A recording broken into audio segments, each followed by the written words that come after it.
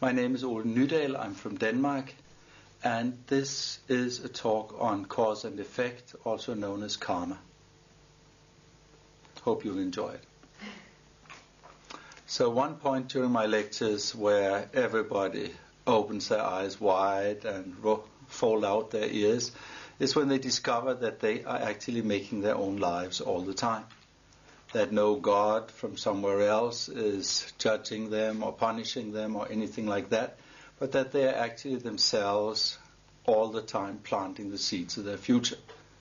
This is one of the most important points. This is like where the whole audience suddenly, land there, sit in their seats, and begin to become constructive. And of course, if we look at the different religions of the world, we look at the different kinds of science and so on, we always see aspects of it. Science, of course, is totally cause and effect. But when we go from the outer world of bringing gasoline and oil into our car and then move on to the inner world, of experience and what happens to us and maybe experiences from life to life and so on, then actually, this clarity of logic and general understanding that people have and need to have to function in their lives is very quickly is lost. So for that reason, I would like to say a few things here that might actually be useful to some of your lives. First thing we have to know is that karma is cause and effect. It's not divine retribution. It is not what's called fate or anything like that. Whatever hasn't happened yet can be changed. That's the first thing. The reason Buddha tells about karma is not to put our heads in a little black box or tell us that now we are going to suffer and now this or that will happen, but in order to tell us what freedom we have, what space we enjoy, what possibilities are there, how rich our mind actually is. This is what he's doing there. This is what the Buddha wants to put into our hands.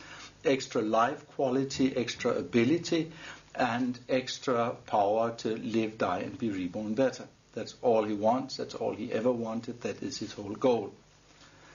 So, how can we understand karma or cause and effect?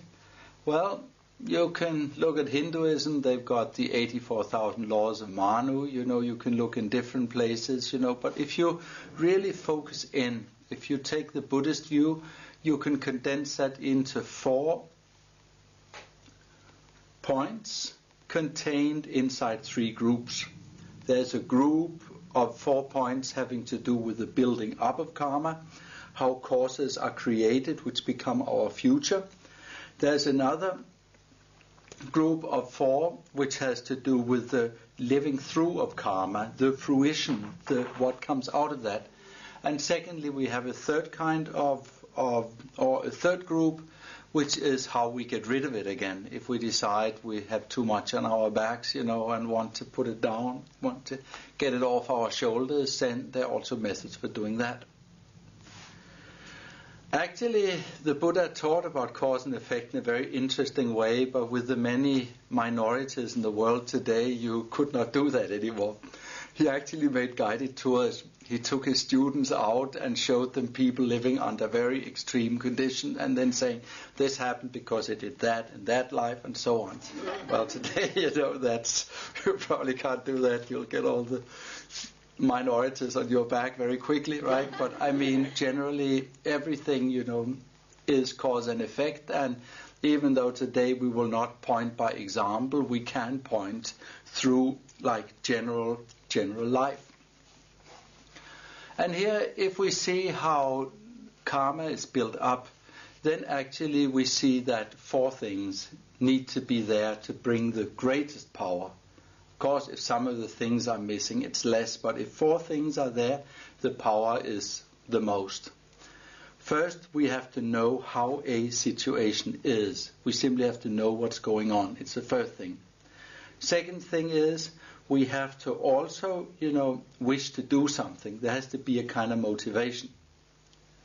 The third thing is, we have to do it or have it done. And the fourth thing is, we have to be satisfied afterwards. These 4 things together make out the full batch, the full power package, which we would call karma. So, knowing what a situation is like, wishing to do something, doing it or having it done, and being satisfied afterwards. These are the real powers. These are the very important things. So, when is karma then experienced? When is it lived out? Well, many people think that if they do something harmful and fall down the stairs afterwards, that was the fruition of that karma. This is very lucky people where that's the case. If they have such a short number of karmas waiting that things come like that, they're very lucky, right? They're probably already enlightened. It's not like that. Actually, we have so many undigested impressions in our subconscious. We have so many things in there that actually it can take really quite a while before it comes out. Of course, people who meditate every day, who maybe spend 20, 30 minutes, in deep absorption using a proper method, I can, of course, advise using the Buddhist methods, the Buddhist meditation methods. People who do that, they will gradually clean from the subconscious of their minds all the things that would otherwise disturb them. They will learn to see things as a dream, thereby loosening their grip around their necks and so on. But if people are not like that, if people do not meditate, if they do not try to do that, then something else will happen. The karma will come up after they die. All the time while they are alive, they are absorbing new sense impressions from all directions and through all kinds of situations. But then when they die, then these outer impressions disappear, and then within a period of not more than 7 weeks, the strongest tendency comes up. It's a kind of restructuring period. It's a period where the deepest seeds of one's consciousness are reawakened and are brought out. And after this has happened, then one goes into one's next life. So the first experience is what happens after we die. I mean, when our mind, when the energy and awareness which is now in this body leaves our body and goes out, then what will happen? What will we experience then? That is the first thing. So we say in Buddhism, in many cases, after 7 weeks, we find future parents, we go in there again, and we take another rebirth. However, there are other states of consciousness, some where there is no solid body. And we say that the first result of karma is from the moment we die, and then all the way till we either within 7 weeks or after maybe much longer time, unite with a human body again. I mean, what is experienced there, if happiness or suffering, if pleasant or unpleasant, that is the first result of karma. So what happens when we die is the first thing. Then when we are born human again, when again the mind that we consider ours, this stream of awareness we experience now, when this unites with a fertilized egg in the womb of a mother somewhere, then at that time 3 more results come out from the last life, from the former karmas we build up. First, what kind of genes do we get? I mean, do we get a body that brings pleasure or one that brings pain? Secondly, what kind of environment do we get? Do we get born in the rich world? Do we get born in one of the poor and miserable places of the world, like, where so many people live? Africa, South America, parts of Asia, whatever, Where do we get born? Where do we find our future life? That's the second thing. And the third thing is then, what direction do we naturally have? I mean, what do we like to do? What are our inner tendencies? Do we like to help people, bring them up? Are we jovial or kind? Or would we rather shoot them or harm them or suppress them or sit on their shoulders or something like that? So this is the second point, the fruition of karma, what comes out of it. Experience when we die. When, again, human body, what kind of body? Healthy, unhealthy, long-lived, short-lived, joy-bringing, suffering-bringing. What kind of environment? Rich, social, educated country or class, or ghetto or poor country or whatever. And finally then also, what kind of tendencies do we have? Do we naturally like to do something useful, or do we like to do something harmful? And the actions we then do in that next life will project us into the next life, will take us into the next life again. And then, there's the last thing. And that is how to get rid of this. If we understand that our mind is like space, that it has never been born, that it can in no way die, and that every time we are born we have different kinds of problems. Like as a human being we get born, which hurts. We get old, sick and die, which is also not pleasant, right? And while we are here, then always we are trying to hold on to what we like, push away what we don't like, keep what we have found, and arrange ourselves with whatever we can't avoid, right? When we've understood that this changing between all these different situations all the time is not satisfactory, will not bring the result of happiness that we want, then at that time we will want to get out of it.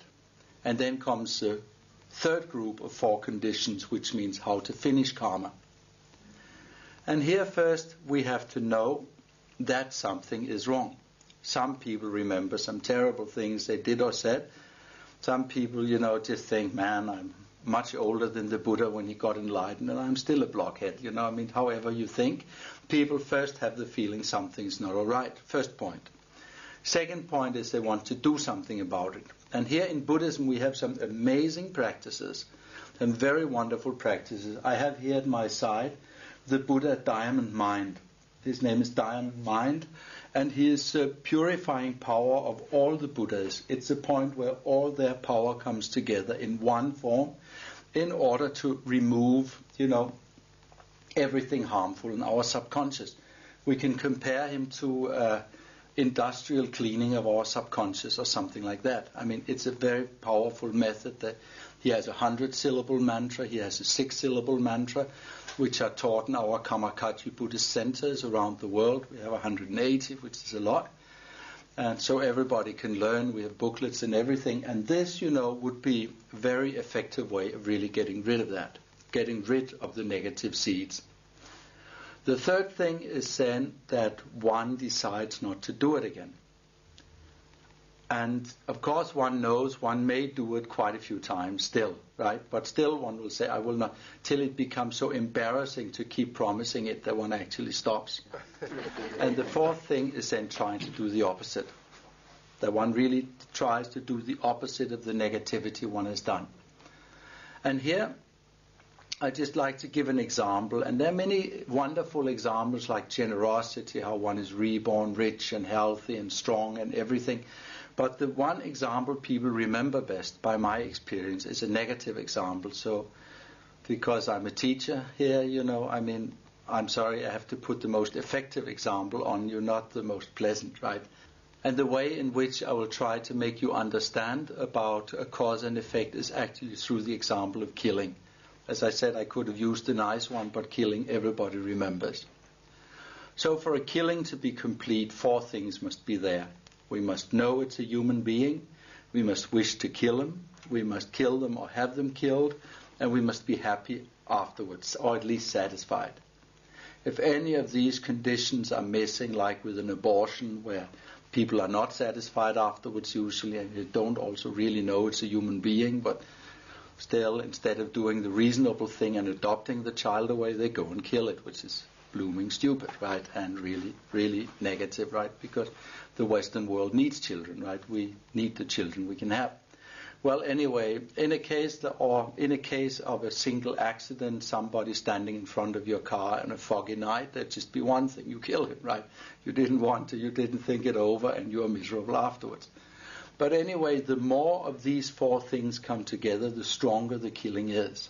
The stronger is the box of impressions that we plant in our subconscious and which will come up when we die. So the next thing is, how is this felt? Well, when the sensory impressions from the outside disappear and we do not receive anything more from the outer world, then the subconscious impressions come up.